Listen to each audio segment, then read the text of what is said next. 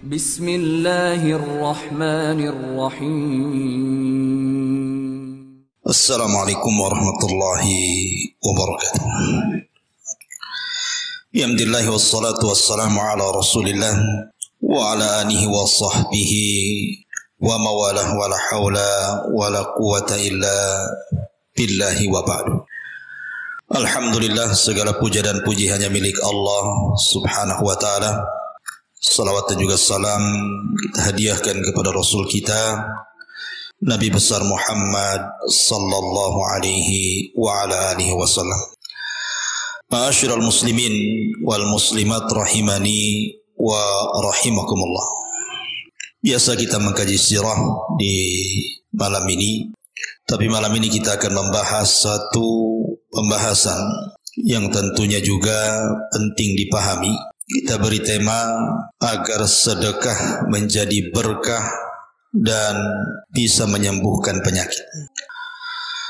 Ma'asyiral muslimin yang dimuliakan Allah Azza wa Jal, kita sering mendengar kalimat bahwa kalau ingin sembuh penyakit itu perbanyak sedekah. Ucapan ini tidak salah, karena memang ada riwayat yang mengatakan seperti itu, di mana Nabi sallallahu alaihi wasallam mengatakan dawau mardakum bis sadaqah. Obati orang yang sakit di antara kalian dengan cara bersedekah. Dan kisah-kisah para ulama juga banyak dikisahkan, seperti seseorang datang kepada Abdullah ibn Mubarak mengeluhkan akan penyakitnya, kemudian Abdullah ibn Mubarak memberikan saran agar dia bersedekah dengan air. Setelah bersedekah, sembuh penyakitnya. Atau kisah Imam Hakim, pengarang kitab Mustadrak. Dia datang kepada Imam As-Sabuni rahimahullahu ta'ala. Kemudian Imam As-Sabuni menyarankan agar Imam Hakim ini bersedekah dengan air. Maka dia mencari tempat yang gersang, tidak ada air, kemudian dia menggali sumur dan airnya disedekahkan kepada siapa yang berhajat padanya. Maka tidak butuh waktu lama sembuh penyakitnya. Artinya bahwa secara tajribah, pengalaman ataupun praktek yang ada di masyarakat, baik salaf ataupun khalaf, memang sedekah itu bisa menyembuhkan penyakit. Tetapi yang harus dipahami bahwa ada beberapa perkara yang perkara ini harus ada pada setiap orang yang berniat sedekah untuk menyembuhkan penyakitnya. Sebab kalau tidak dilakukan beberapa perkara ini, 6 atau 7 perkara ini, maka percuma sedekahnya. Maksudnya bukan percuma, tapi tidak ada pengaruh kepada penyakit yang Anda sedang obati dengan sedekah itu. Sehingga bagaimana supaya betul-betul efektif sedekah yang kita sedekahkan itu bisa menyembuhkan penyakit. Ini pembahasannya. Ma'asyiral muslimin yang dimuliakan Allah Subhanahu wa taala, yang pertama, ketika seseorang bersedekah dan sedekahnya diniatkan untuk menyembuhkan penyakitnya, atau mungkin penyakit orang lain, penyakit anaknya, penyakit orang tuanya, atau penyakit orang-orang yang dicintainya, maka yang pertama harus diniatkan sedekah itu mencari redha Allah dulu. Ini yang pertama. Cari keridhaan Allah Subhanahu wa ta'ala. Jangan sampai kemudian ketika kita bersedekah mutlak niatnya itu hanya untuk menyembuhkan penyakit. Ini keliru. Tetapi yang pertama diniatkan adalah carilah keridhaan Allah Subhanahu wa ta'ala. Karena ada hadis Nabi sallallahu alaihi wasallam yang dikeluarkan Imam Tirmidzi, inna idhamal jaza ma idhamil bala. Wa inna Allah idza ahabba qauman ibtalahum. Faman radiya falahu ridha wa man sakhita falahu sukhtu, kata Rasul. Sesungguhnya besarnya balasan ditentukan dengan besarnya ujian. Karena apabila Allah Subhanahu wa taala mencintai seorang hamba atau sebuah kaum, maka Allah pasti akan menguji mereka. Barang siapa yang redha dengan ujian itu, maka dia akan mendapatkan keredhaan Allah. Tapi barang siapa yang murka, maka dia pun akan mendapatkan kemurkaan Allah. Jadi kalau seandainya seseorang bersedekah tetapi yang sakitnya murka, percuma sedekahnya, karena tidak dapat ridha Allah masalahnya. Umpamanya ada orang sakit, kemudian dia mengharap dengan sedekahnya sakit, tapi dia tidak ikhlas dengan penyakitnya itu. Bahkan mungkin lisannya menunjukkan tasakhut, tidak terima dengan takdir dan qada Allah Subhanahu wa taala. Lalu untuk apa sedekahnya? Karena Allah tidak redha kepada dia. Makanya yang pertama kali kalau ingin menyembuhkan penyakit dengan cara bersedekah, carilah keridhaan Allah Subhanahu wa taala. Ini poin pertama. Ma'asyiral muslimin yang dimuliakan Allah Subhanahu wa taala. Poin yang kedua, ketika bersedekah, betul-betul sedekahnya karena Allah, alias ikhlas. Dan ikhlas itu artinya ikhrajul khalqi an muamalati rabbi, mengeluarkan seluruh makhluk ketika kita bermuamalah dengan Rabb kita. Artinya saat bersedekah itu murni sedekahnya lillah, karena Allah, bukan karena ujub, bukan karena riya, bukan karena ingin dipuji. Sebab sedekah yang seperti itu jatuh kepada syirkul asghar, masuk kesyirikan, walaupun itu syirik kecil, riya itu.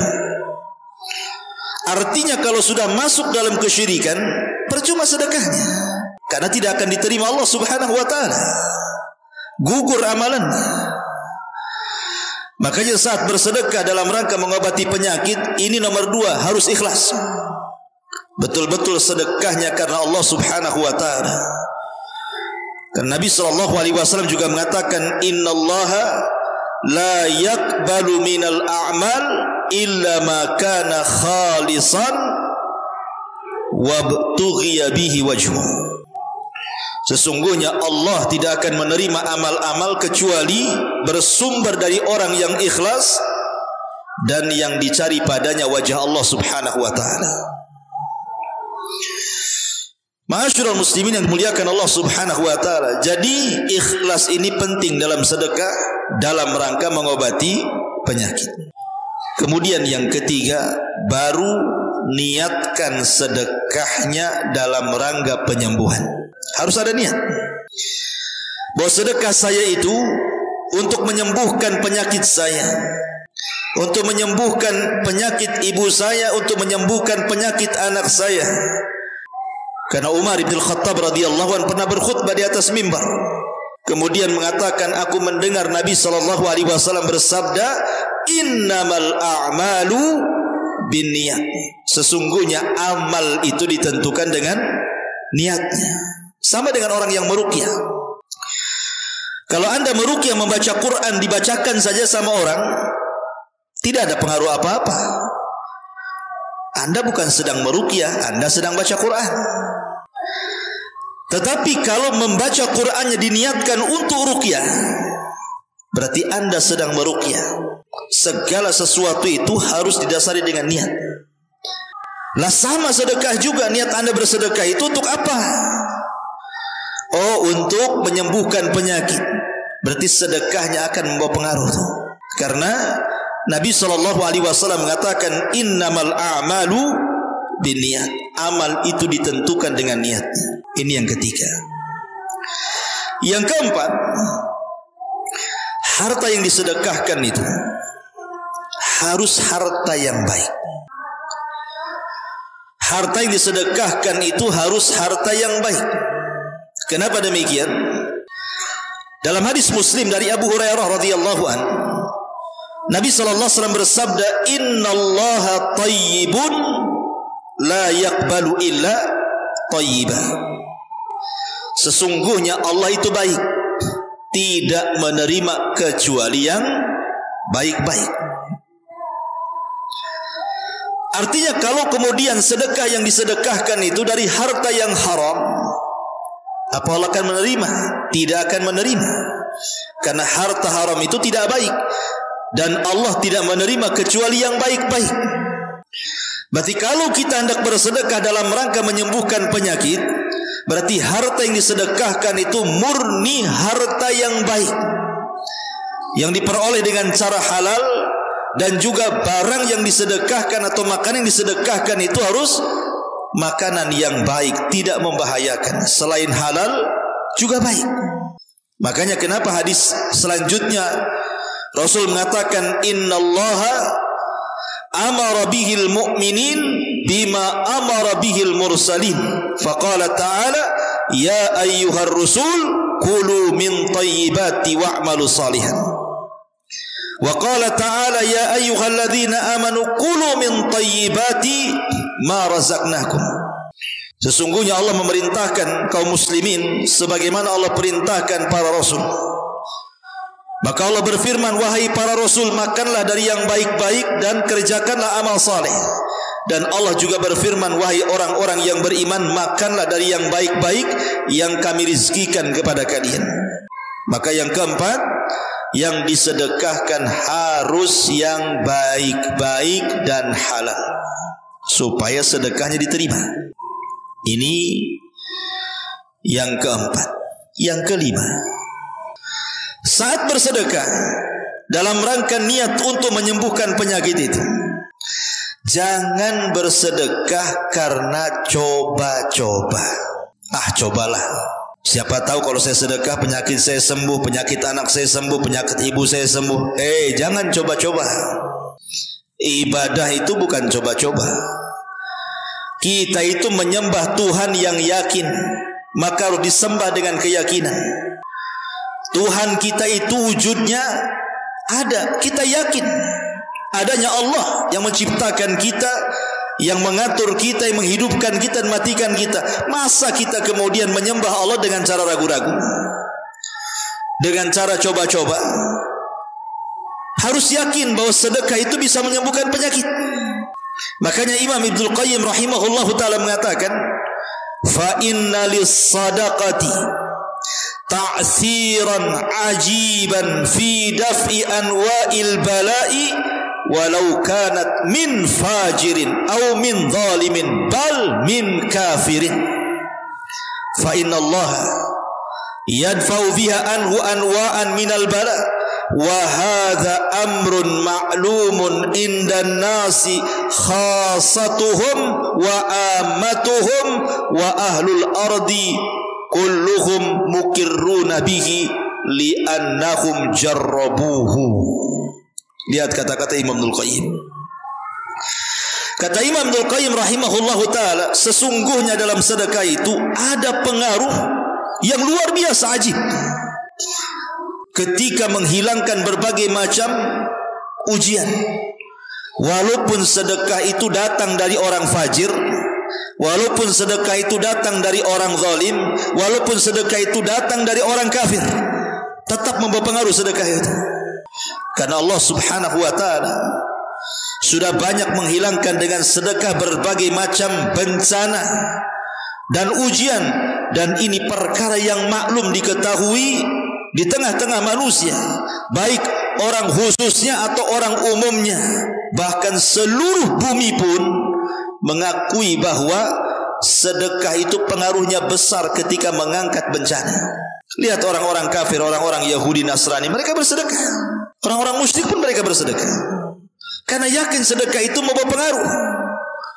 Nah, kalau orang-orang kafir, mereka yakin bahwa sedekah itu membawa pengaruh di dalam mengangkat sebuah bencana. Lu kita pula orang Islam tidak yakin, sehingga kemudian coba-coba pula. Coba dulu kita. Kalau sembuh lanjut, kalau tak sembuh tak lanjut, katanya. Gimana? Ya, sedekahnya jangan main coba-coba. Ini yang keenam. Yang ketujuh, yang keenam, tiba-tiba ketika sudah bersedekah, Sudah dia sumbang fakir miskin, sudah dia sumbang anak-anak yatim, sudah dia sumbang masjid-masjid, bahkan dia sumbang pesantren-pesantren, yayasan-yayasan dan begitu seterusnya. Kok nampaknya makin parah nih sakitnya nih. Orang tua malah dibawa ke UGD pula. Ini sudah banyak saya sedekah sana sini, kok tak ada pengaruh katanya. Berhenti sajalah. Berhenti karena tidak ada pengaruh kepada penyakit. Ini bagian daripada ragu akan kekuasaan Allah. Berarti dia nggak yakin. Harus yakin. Ya, tidak boleh dihentikan. Buat apa saya sedekah? Nggak sembuh-sembuh juga. Berarti kan niat sedekahnya itu kan murni karena dirinya, bukan karena Allah. Itu jatuh ke tidak ikhlasan nanti jatuhnya. Maka tidak boleh seseorang itu tiba-tiba menghentikan sedekahnya gara-gara tidak ada pengaruh untuk kesembuhan penyakitnya. Orang itu harus yakin, tidak boleh ragu dengan kekuasaan Allah Azza wa Jalla. Allah kalau mau bisa menyembuhkan seketika. Allah juga kalau mau bisa mematikan seketika. Allah itu ala kulli syai'in qadir. Lihat di zaman dulu ada seorang laki-laki yang tidak ada satupun dosa kecuali dilakukan dia. Sampai dalam riwayat itu asrafa ala nafsihi, betul-betul tidak bawa dosa satupun, enggak bawa pahala sedikit pun, karena dia habiskan seumur hidupnya berbuat dosa. Saat menjelang ajalnya ketakutan dia. Karena ketakutan kemudian dia kumpulkan anak-anaknya. Kemudian dia mengatakan, "Idza ana mittu fa ahrikuni." Kalau aku mati, bakar jasadku. Kemudian abuku letakkan di bagian mana di lautan yang ada di bumi ini. Kau letakkan lautan sana, kau letakkan lautan sini. Jangan satu lautan. Kemudian dia mengatakan, "Fa wallah la in qadarallah alayya la yu'adzibanni adzaban ma 'adzabahu ahadun minal alamin." Kata. Sebab kalau Allah Subhanahu wa taala bisa membangkitkan aku, tentu Allah akan mengazab aku dengan azab yang tidak pernah dilakukan kepada siapapun di alam semesta ini. Lihat, orang ini menanamkan dirinya perang dengan Allah. Allah katakan fafirru ilallah, lari kau kepada Allah. Ini pula menjauh dari Allah, tidak mau dekat dengan Allah, tidak mau ketemu lagi dengan Allah. Dengan mengatakan kalau aku mati bakar itu jasadku, kemudian abuku sebar di semua lautan. Sebab kalau Allah sanggup membangkitkan diriku, habislah aku, katanya. Allah akan azab diriku dengan azab yang belum pernah terjadi kepada siapapun di alam semesta ini, katanya. Dia tidak paham Allah itu ala kulli syai'in qadir. Ketika kemudian wasiatnya dilaksanakan oleh anak-anaknya, dia pun mati, dia pun dibakar, abunya disebar di semua lautan. Tiba-tiba Allah perintahkan bumi dan mengatakan ijma'i ma fiki minhu. Allah katakan kepada bumi, kumpulkan abu-abu orang yang disebar laut sana laut sini, kumpulkan wahai bumi jadi satu. Balikkan jasadnya, katanya. Allah yang perintahkan bumi, bumi nurut. Maka dikumpulkan semuanya, debu-debunya, abu-abunya, kemudian dibentuk lagi jadi dia. Kemudian dihidupkan, kemudian dihadapkan di hadapan Allah Subhanahu wa taala. Kemudian Allah mengatakan, "Ma hamalaka ala ma sana'ta ya fulan?" Apa yang membuat kamu lakukan ini wahai fulan? Kau kira aku tidak sanggup membangkitkan kamu? Maka dia mengatakan, qala ya Rabb khasyatuka, tidak lain dan bukan karena takutku kepadamu. Karena melihat bahwa alasannya karena takut kepada Allah Azza wa Jal, akhirnya Allah ampuni dosa-dosanya dan Allah masukkan ia ke dalam surga. Tapi lihat, innallaha ala kulli syai'in qadir. Allah itu atas segala sesuatu maha mampu. Maka jangan kemudian kita katakan, buat apa sedekah? Toh sudah saya sedekah banyak, udah ratusan juta pun saya sedekah ini, penyakit saya makin parah, penyakit anak saya makin parah, sekarang ibu saya juga meninggal umpamanya, dan begitu seterusnya. Maka jangan mengatakan seperti ini, dan jangan melakukan seperti ini. Ini yang nomor 6. Yang nomor 7, ketika bersedekah, Jangan menyakiti orang yang diberi sedekah dengan mengungkit-ungkit pemberian. Di dalam Al-Quran Allah Subhanahu wa ta'ala mengatakan, ya ayyuhalladzina amanu la tubtilu sadaqatikum bil manni wal adha. Wahai orang-orang yang beriman, jangan kalian batalkan sedekah-sedekah kalian dengan bil manni wal adha, dengan menyebut-nyebut ataupun menyakiti orang yang kita sedekahi. Percuma kita sedekahnya kalau sedekahnya dalam rangka menyakiti orang, mengungkit-ungkit pemberian kepada orang, enggak ada manfaat sedekahnya dan tidak bisa menyembuhkan penyakit yang seperti ini. Karena batal semua amalannya. Kalau batal semua amalannya, buat apa sedekahnya? Maka ini penting, tidak menyakiti orang yang diberi sedekah dengan mengungkit dan menyakiti orang yang disedekahi. Kemudian yang ke-8, boleh jadi kalau seandainya Anda sudah bersedekah, bukan sedikit, boleh jadi sudah ratusan juta, bahkan mungkin miliaran nampaknya. Anggap saja seperti itu. Kok tidak disembuh-sembuhkan penyakitnya? Kok penyakit saya malah lebih parah lagi atau makin parah?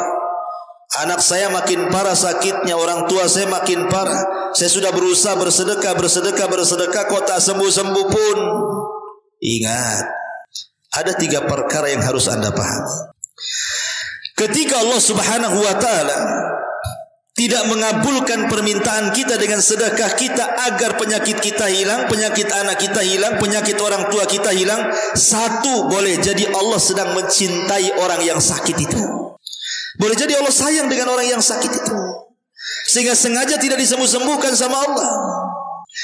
2, boleh jadi mungkin yang sakit itu banyak dosa. Mungkin dia banyak dosa, diperpanjanglah sakitnya supaya dosa-dosanya digugurkan, sehingga ketika dia lama sakit kemudian sembuh, sudah tak punya dosa lagi dia. Atau Allah sedang mengangkat derajatnya dan mempersiapkan tempatnya yang baik di sorga sana. Kita tidak tahu. Kalau Allah takdirkan kemudian habis sedekah rupanya meninggal, boleh jadi dengan meninggalnya itu pertama sudah takdir dia, yang kedua memang Allah berkehendak seperti itu, dan Allah sudah tempatkan derajatnya atau mempersiapkan tempat yang baik dan terbaik bagi orang yang sakit itu. Perhatikan beberapa riwayat hadis-hadis Nabi SAW. Pertama, hadis Abu Hurairah.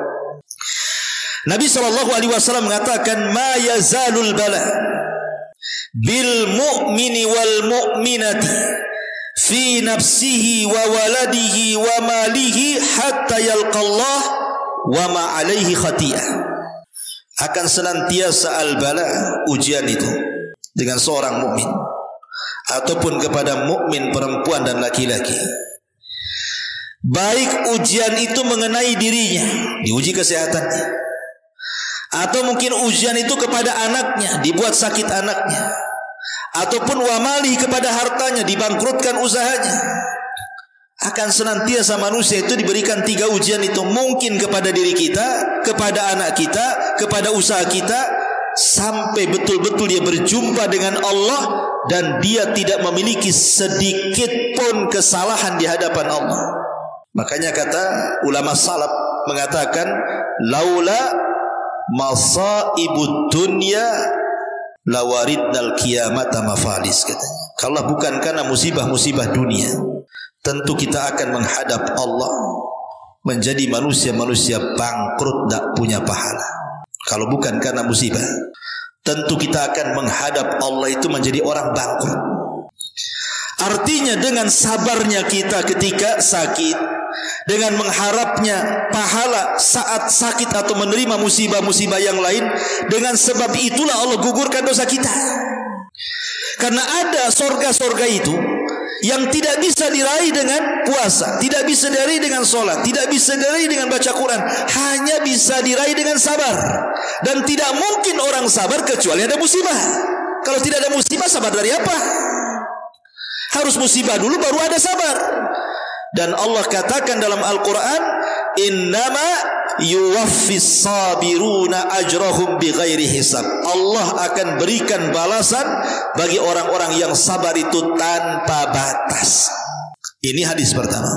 Hadis yang kedua, Nabi SAW mengatakan ketika menceritakan tentang umniyatu ahlil afiyah, cita-cita angan-angan orang-orang yang sehat ketika di dunia, tetapi mereka di akhirat memandang orang-orang yang banyak musibah ketika di dunia. Apa cita-cita orang-orang yang sehat di dunia ketika di akhirat memandang orang-orang yang banyak ujian di dunia ketika di akhirat? Kata Nabi SAW, yawaddu ahlul afiyati yaumal qiyamah, yawaddu ahlul afiyati yaumal qiyamah hina yu'ti ahlal bala as-sawab law anna juludahum kanat quridat fid dunya bil maqarid. Katanya, orang-orang yang tidak pernah diberikan banyak musibah di dunia kemudian mereka meninggal, melihat orang-orang yang banyak musibah di dunia kemudian meninggal, saat Allah memberikan balasan tuh kepada orang-orang yang banyak musibah di dunia dengan balasan yang banyak di akhirat, apa kata orang-orang sehat itu? Yawaddu ahlul afiyah, mereka pun berkeinginan pada hari kiamat saat melihat orang-orang yang banyak musibah diberikan pahala yang banyak, kalau seandainya kulit-kulit mereka dikelupaskan dari daging-daging mereka dengan gunting, katanya. Tapi tidak mungkin, mereka sudah di akhirat semuanya, tidak mungkin balik ke dunia. Tapi lihat kecemburuan orang-orang yang disehatkan badannya di dunia ketika di akhirat kepada orang-orang yang banyak musibah di dunia ketika di akhirat. Ma'asyiral muslimin yang dimuliakan Allah Subhanahu wa taala. Kemudian hadis yang ketiga, Nabi SAW mengatakan, innallaha idza ahabba qauman ibtalahum. Allah itu kalau cinta dengan sebuah kaum, pasti Allah akan menguji kaum tersebut. Artinya orang sakit itu kalau dia sabar mengharap pahala Allah dan juga tidak kunjung sembuh, itu tanda Allah cinta kepada dia. Dan Nabi juga mengatakan, idza maridul abdu aw safar kutiba lahu mislu ma kana ya'malu muqiman sahihan.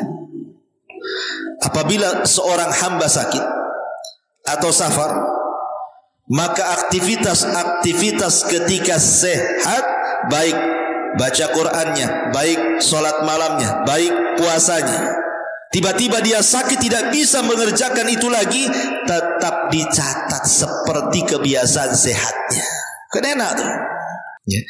Jadi waktu kita sehat kita bisa sholat malam, ketika kita sehat kita bisa puasa, ketika kita sehat kita bisa baca Quran, kita bisa zikir, kita bisa silaturahim, berkumpul kawan-kawan dan begitu seterusnya, hadir di majelis ta'lim. Ketika sakit semua tidak bisa dikerjakan. Tetapi kalau memang kebiasaan sebelum sakitnya dia beramal saleh, maka ketika sakit walaupun dia tidak bisa mengerjakan tetap dapat pahala dari kebiasaan-kebiasaan yang dia lakukan, walaupun dia tidak melakukannya. Kan enak tuh orang sakit itu. Ya, kalau di situnya enak gitu ya. Kalau sakitnya tak enak lah. Artinya dari segi pahalanya kan enak, nggak melakukan sesuatu, nggak sholat malam, tetap dapat pahala sholat malam karena kebiasaan ketika sehatnya sholat malam. Ketika dia sakit dapat pahala puasa, padahal dia tidak puasa karena kebiasaan ketika sehatnya dia suka puasa. Luar biasa. Ya. Ma'asyiral muslimin yang dimuliakan Allah Subhanahu wa taala. Makanya Sufyan Ats-Tsauri rahimahullahu taala mengatakan apa? Laisa bifaqihin man lam yu'addul bala'u ni'matan warrakha'u musibatan. Bagus sekali perkataan Sufyan Ats-Tsauri. Kata dia bilang apa? Laisa bifaqih. Bukanlah orang itu dikatakan cerdas. Tidaklah orang itu dikatakan cerdas. Berarti kan kebalikan cerdas ya bodoh berarti. Ya. Orang yang belum menganggap musibah itu sebuah nikmat, dan orang yang mendapatkan keluangan rizki itu sebuah musibah. Karena ada orang-orang itu yang menjadikan bala nikmat bagi dia. Dan orang-orang diberikan nikmat itu musibah pula bagi dia. Contoh mamanya kisah siapa? Abu Ubaidah bin Jarrah. Dikirim uang banyak-banyak sama Umar bin Khattab, 1000 dinar. Ketika sampai di rumahnya dia mengatakan, Inna lillahi wa inna ilaihi rajiun. Kata istrinya, apakah Umar bin Khattab meninggal? Katanya. Kenapa kau istirja? Katanya. Kata Abu Ubaidah, enggak, Amirul Mukminin tidak meninggal. Justru aku mendapatkan musibah yang lebih besar daripada meninggalnya Amirul Mukminin. Kata istrinya, apa itu? Tengok uang banyak ini, katanya. Kata Abu Ubaidah, kalau begitu sumbangkan semuanya. Maka oleh istri sumbangkan semuanya kecuali dengan tinggal 2 dinar. Kata Abu Ubaidah, 2 dinar ambil tuh. Dari 1000 dinar tuh dalam 1 hari itu disumbangkan semuanya, kecuali hanya mengambil 2 dinar. Dilempar ke istrinya, ambil tuh, tinggal 2 dinar. Ada orang-orang yang ketika diberikan nikmat itu jadi musibah bagi dia. Dan ada orang-orang yang ketika diberikan musibah itu nikmat pula bagi dia. Contohnya siapa? Urwah ibn Zubair. Urwah ibn Zubair ini di kakinya punya penyakit, mungkin semacam gula lah. Kan harus dipotong kan. Kebanyakan orang-orang punya penyakit diabetes itu kan kadang-kadang sampai diamputasi. Jadi Urwah itu punya penyakit yang mungkin semacam diabetes atau apalah gitu. Yang jelas kaki satunya harus dipotong, diamputasi. Orang ini mengatakan, ya Urwah, karena zaman itu kan belum ada obat bius, ya kan? Ditawari apa? Khamr. Minum khamr ini wahai Urwah, supaya saat ku potong kakimu tak terasa, katanya. Kau lagi mabok, katanya gitu. Kata Urwah, kalau saya mabok, tiba-tiba kau potong tuh kakiku, aku mati. Celaka aku mati saat mabuk, katanya. Gak mau aku, katanya. Dia bilang itu. Lalu gimana wahai Urwah? Ini sakit masalahnya. Tak masalah sakit. Tunggu aku ambil wudu. Saat aku sholat 2 rakaat, kau potong kakiku. Sebab kalau aku mati saat kau potong, aku mati sedang sholat, katanya. Luar biasa ulama dulu itu. Betul-betul dia sholat, potong kakinya. Saking khusyuknya, tidak terasa itu kakinya dipotong. Baru terasa itu setelah dia sholatnya selesai, baru dia kesakitan sampai pingsan. Ya. Ada orang khusyuk tuh lagi dipotong kakinya. Habis itu setelah dia sadar, tiba-tiba mengatakan, Alhamdulillah ala kulli hal, katanya. Alhamdulillah kakiku dipotong, katanya. Alhamdulillah pula kakinya dipotong. Kemudian dikatakan, wah kakimu dipotong, kau masih mengucap Alhamdulillah? Ya, karena Allah kasih 4 anggota badan, 2 tangan, 2 kaki. Kalau 1 kaki potong masih ada 3, katanya. Kan enak tuh jawabannya. Kan itu. Siapa di antara kita yang bisa ngomong begitu? Di waktu yang sama datang berita, ya Urwah, anakku meninggal. Alhamdulillah, katanya. Alhamdulillah lagi itu, kan. Hei Urwah, anakmu meninggal. Kenapa kau bilang Alhamdulillah? Anakku 7. Kalau mati 1 tinggal 6. Masih ada 6. Jadi ada orang-orang itu yang diberikan musibah itu nikmat bagi dia. Dan ada orang-orang yang diberikan nikmat musibah pula bagi dia. Kan luar biasa kan itu ya. Ma'asyiral muslimin, makanya Sufyan Ats-Tsauri mengatakan, laisa bifaqihin man lam yu'addul bala nikmatan warraha musibatan. Orang itu belum dikatakan cerdas kalau belum menganggap bala itu sebuah nikmat dan nikmat itu sebuah musibah, katanya. Itulah ma'asyiral muslimin yang dimuliakan Allah Subhanahu wa taala. Intinya bahwa kalaupun dengan sedekah itu kok penyakit belum sembuh-sembuh, boleh jadi Allah sengaja tidak menyembuhkan dia karena sebuah maslahat. Boleh jadi Allah ingin menggugurkan dosanya sehingga ketika dia sembuh hilanglah semua dosanya. Atau boleh jadi mungkin ada maslahat lain, karena ada orang-orang itu kalau seandainya disembuhkan maksiat lagi dia. Sengaja Allah buat sakit biar berhenti maksiat. Kan banyak tuh. Wow, waktu sakit kapok dia itu maksiat. Kapok-kapoknya. Kata dokter, kau jangan zina lagi. Kalau kau ini sudah kena virus nih, seminggu lagi kau mati. Oh, takut tobat luar biasa. 1 minggu kok tak mati-mati gitu. Ini hoax ini aja dokter nih gitu. Maksiat lagi dia, naudzubillah gitu, naudzubillah. Tapi hebatnya kadang-kadang ucapan dokter lebih sakti dibandingkan ustaz. Ustaz keluar dalil-dalilnya, mau Quran, Qurannya enggak peduli orang mau mabuk, mau zina, mau judi. Itu kalau ustaz yang ngomong. Coba dokter yang ngomong. Penyakitmu parah tuh, berhenti besok, mati berhenti dah. Subhanallah ya kan. Ada orang-orang yang akalnya kayak gitu tuh. Dikasih dalil yang jelas-jelas, dalil Allah juga yang mengatakan nerakalah tempatnya, nggak terima dia. Ya, masyarul muslimin yang dimuliakan Allah Azza wa Jalla. Jadi boleh jadi mungkin sengaja disakitkan supaya dia tidak maksiat, atau sengaja kalaupun Allah takdirkan dia meninggal dan dia sudah bersedekah untuk kesembuhannya, boleh jadi pahala sedekah ini akan mengalir saat dia meninggal.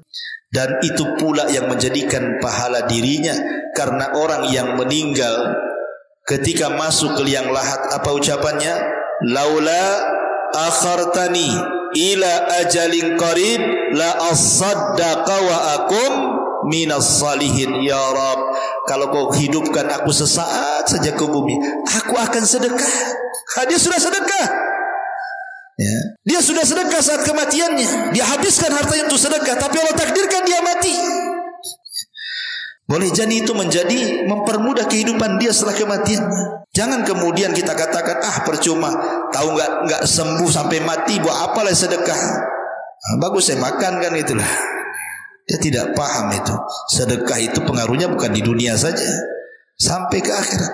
Bahkan sangat pengaruh saat di padang mahsyar. Sedekah itu akan jadi naungan di kepala kita. Saat matahari semua tersengat matahari di atas kepala 1 mil, orang-orang yang suka bersedekah dia nggak kepanasan itu. Kenapa? Karena sedekah akan menjadi naungan bagi dia pada hari kiamat. Sab'atun yudhilluhumullahu fi dhillihi yawma la dhilla illa dhilluh. Ada 7 kelompok akan mendapatkan naungan Allah di hari yang tidak ada naungan kecuali naungannya. Salah satunya apa? Rajulun tasaddaqat biyaminih la hatta la tu'lam shimal. Seorang laki-laki yang bersedekah dengan tangan kanannya, tangan kirinya tak tahu. Subhanallah ya. Masyarul muslimin yang muliakan Allah Azza wa Jalla. Tapi yakinlah seyakin-yakinnya bahwa Rasul pernah mengatakan tadawau mardakum bisadaqah. Obati orang yang sakit di antara kalian dengan sedekah. Artinya salah satu penyembuh. Ingat, sedekah ini bukan hanya menyembuhkan penyakit biasa. Penyakit yang luar biasa saja bisa sembuh. Penyakit yang rumah sakit angkat tangan menanganinya, semua dokter angkat tangan untuk mengobatinya. Tapi Allah Subhanahu wa ta'ala, dialah yang menurunkan penyakit, dia juga yang mengangkat penyakit. Allah yang menurunkan penyakit, Allah juga menurunkan obatnya. Harus yakin itu. Makanya kalau jadi pengobat, salah satunya nasihat untuk sedekah. Pak Edi kalau bekam atau apa gitu kan, habis dibekam biar sembuh, sedekah ke Dola Ilmi gitu. Promosi bulan Dola Ilmi kan gitu. Sedekah tuh di Dola Ilmi lagi bangun masjid tuh, biar cepat sembuh. Ya gitu maksudnya ya. Kasihlah dalil-dalil banyak-banyak. Saya contohkan beberapa kisah nyata ya. Kisah nyata ini. Tadi saya sudah sebutkan 2 kisah. Kisah seseorang yang datang kepada Imam Abdullah ibn Mubarak. Kemudian orang ini punya penyakit, kata Abdullah ibn Mubarak, sedekahlah dengan air, tiba-tiba sembuh penyakitnya dengan izin Allah. Kemudian juga kisah Imam Hakim, pengeluar hadis, karyanya Mustadrak Imam Hakim. Kalau kita baca hadis rawahu Hakim, telah meriwayatkan Hakim kan itu. Dia pernah sakit, kemudian datang kepada Imam As-Sabuni. Kemudian kata Imam Sabuni, sedekah dengan air sembuh penyakitnya. Atau contohnya, aqimatun tasaddaqat farazaqahallahu bitau amaini. Ada kisah, ada seorang wanita mandul. Dia bersedekah, hamil langsung sekali lahir kembar. Luar biasa ya. Dan itu dijelaskan oleh seorang syekh bercerita. Ada seorang wanita, dia bertempat di Saudi, negara Saudi sana ya. Dia mengatakan seperti itu, bahwa istriku diponis mandul. Kata dokter, diponis mandul, tidak mungkin punya anak. Namanya orang mandulnya nggak mungkin punya anak gitu. Tapi setelah dia mendengarkan khutbah seorang syekh, tentang bagaimana sedekah itu bisa mengangkat bala, mengangkat ujian gitu kan. Dia pun terus bersedekah tidak henti-hentinya, diniatkan supaya dia punya anak. Subhanallah, akhirnya istrinya hamil, sekali hamil keluar 2 kembar pula. Ini terjadi. Bahkan dikisahkan juga dari negeri seberang, negeri Saudi sana, ada seorang yang terkena penyakit stroke berkepanjangan. Stroke lama sekali. Udah ke dokter sana sini tak sembuh-sembuh, makan obat ini itu herbal sana sini tak juga sembuh. Bahkan dia mengatakan asabtu bimaradi syaratan, katanya mundu iddati sanawat.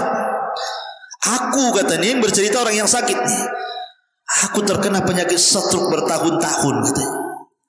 Kemudian watayakantu biqurbi mauti, karena bertahun-tahun makin memarah, aku yakin pasti ini ajalku sudah dekat. Saking lamanya penyakit stroke itu, dia menganggap bahwa ajalnya sudah dekat. Wa kuntu anfaqu malan alal yatama. Aku pun berusaha menginfakkan hartaku kepada anak-anak yatim. Ya tentu dengan syarat-syarat yang tadi saya jelaskan ya. Mencari redha, ikhlas, diniatkan dan begitu seterusnya yang sudah saya jelaskan. Kemudian dia mengatakan wa kullu ma anfaqtuhu alaihim Aradahullahu li mudha'afan. Tiba-tiba setiap aku infak dengan syarat-syarat yang 6 atau 7 tadi, tiba-tiba kemudian penyakitku semakin meringan sampai Allah Subhanahu wa taala, kata dia, hatta syufitu tamaman bihamdillah, sampai Allah betul-betul sembuhkan secara sempurna dan aku hanya memuji kepada Allah Subhanahu wa taala. Ini terjadi ya. Kemudian juga orang yang buta, dijelaskan ada seseorang bercerita, kana sabiyun saghirun yal'abu ma'a ukhtihi hamilan biyadihi sikina. Ada anak kecil main-main, tiba-tiba kawannya pegang pisau. Entah ceritanya gimana, namanya anak-anak kecil enggak paham kan. Dipukulkanlah pisau itu ke mata kawannya, kena matanya, buta sebelah. Ya. Akhirnya kemudian kata ini yang bercerita bapaknya, kemudian aku pun segera membawa ke mustasfa. Aku khawatir. Ya, aku bawa dia ke Riyadh, ke rumah sakit di Riyadh sana. Aku khawatir. Ketika kemudian para atibba, para dokter-dokter itu sudah memeriksanya dan Allah takdirkan rupanya satu dari kedua matanya tidak bisa disembuhkan, buta. Ya, akhirnya kemudian dia pun sedih. Kemudian dia terus berdoa kepada Allah Subhanahu wa taala agar dikembalikan pandangan anaknya. Kemudian dia pun terus bersedekah. Subhanallah, tidak ada yang mustahil bagi Allah. Anak itu kemudian sembuh dan bisa melihat. Tidak ada yang mustahil. Imam Bukhari itu kan buta waktu bayi, gak bisa melihat, tapi ibunya berdoa tiap malam supaya pandangannya dikembalikan. Dalam mimpinya ibunya Imam Bukhari ketemu Ibrahim alaihissalam, ketemu Nabi Ibrahim. Kata Nabi Ibrahim, putramu sudah dikembalikan pandangannya oleh Allah. Pas dia bangun rupanya Imam Bukhari sudah melihat, padahal dia buta bertahun-tahun waktu kecilnya. Tapi tidak ada mustahil bagi Allah Subhanahu wa ta'ala. Wallahu a'lam. Mudah-mudahan manfaat. Subhanallah hamdika asyhadu an la ilaha illa anta astaghfiruka wa atubu ilaik. Allahu ta'ala a'lam. Assalamualaikum warahmatullahi wabarakatuh.